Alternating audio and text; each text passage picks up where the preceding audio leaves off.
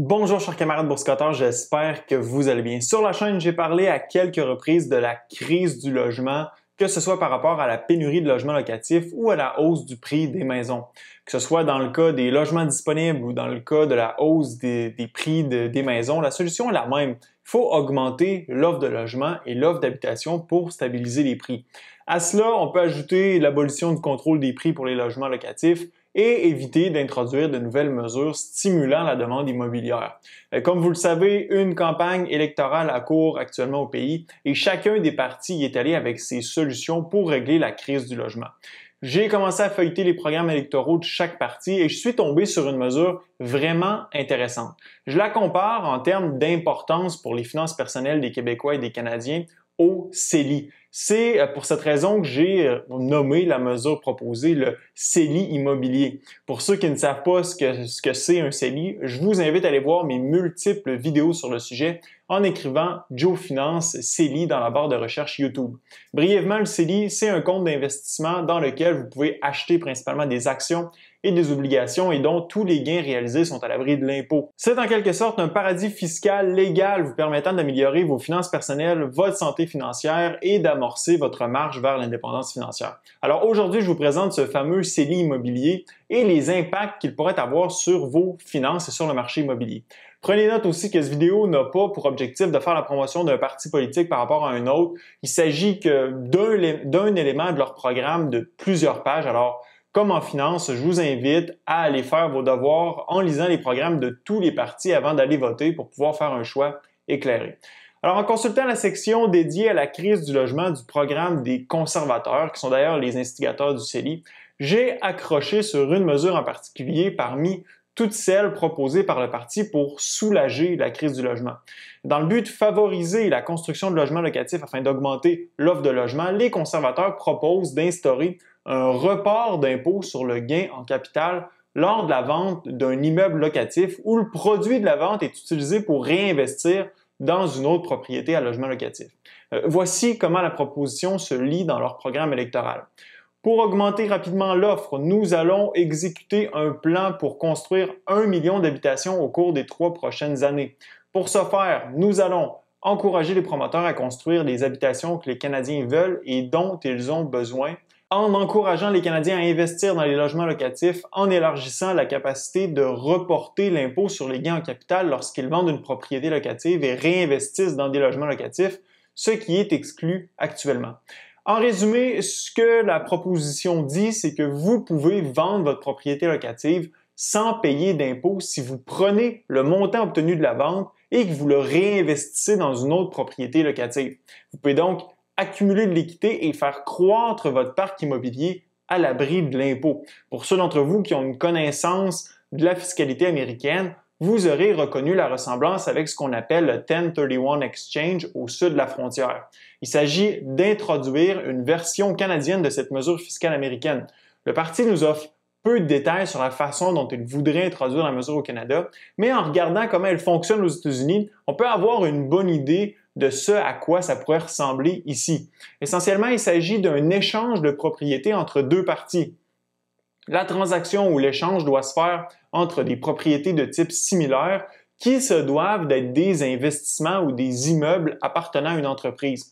Étant donné que l'échange direct entre deux individus est plutôt improbable, il est possible de repousser l'échange dans le temps en utilisant les services d'un fiduciaire. Donc pensez-y, sans ça, il faudrait qu'au moment de la vente de votre propriété, le genre de propriété voulu soit disponible sur le marché au même moment et que son propriétaire souhaite transiger avec vous.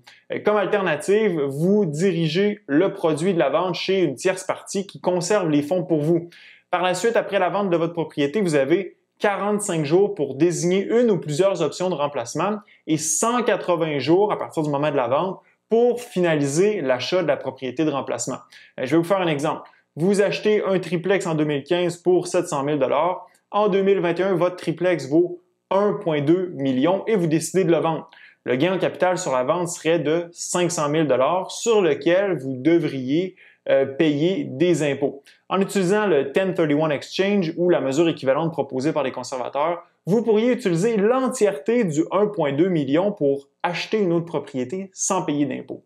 Le gros avantage de cette mesure, c'est que votre pouvoir d'achat n'est pas diminué par l'impôt et qu'il s'agit d'un outil puissant pour bâtir sa richesse. Il n'y a pas non plus de limite quant au nombre de fois que vous pouvez utiliser le 1031 Exchange. Aux États-Unis, pour différer l'impôt sur le gain en capital en totalité, il faut que la valeur de la propriété acquise ainsi que l'hypothèque soit équivalente ou plus élevée que celle dont vous venez de vous départir. L'impôt sur le gain en capital finit par se payer sur la vente du dernier immeuble que vous avez acquis avec le 1031 Exchange. Donc, si vous avez débuté avec un triplex et qu'après 40 ans, vous êtes rendu avec un immeuble de 100 logements et que vous le vendez sans utiliser le 1031 Exchange, l'impôt sur le gain en capital s'appliquera sur la vente de votre immeuble en fonction de votre coût de base.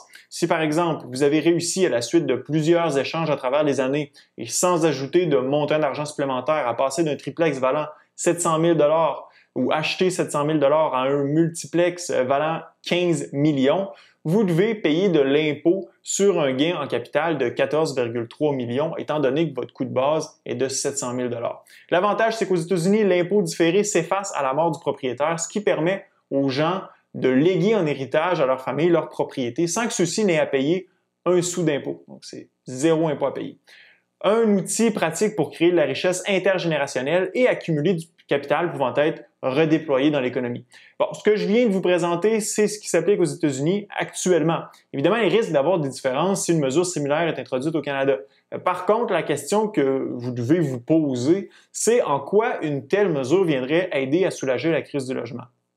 C'est une mesure qui, jumelée à un assouplissement des règlements municipaux, viendrait augmenter l'offre de logements sur le marché. Comment?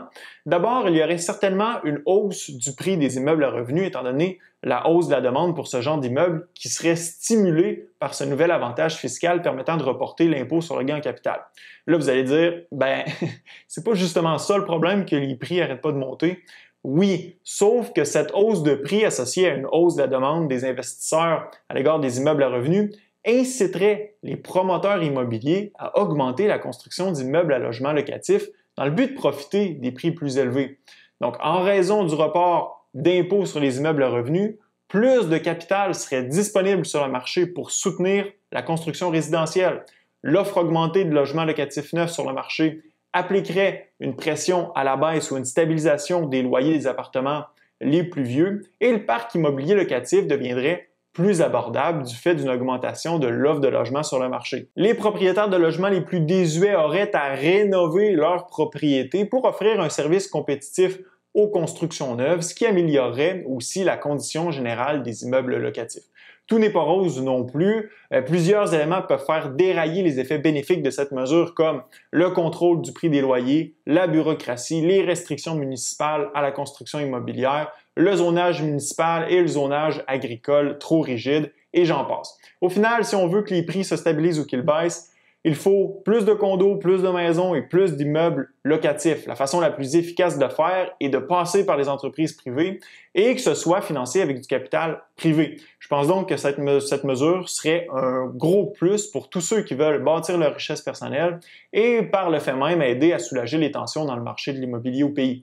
Laissez-moi savoir ce que vous pensez de cette mesure proposée dans la zone commentaire. Êtes-vous pour, êtes-vous contre? Ce fut un plaisir d'être avec vous. À la prochaine.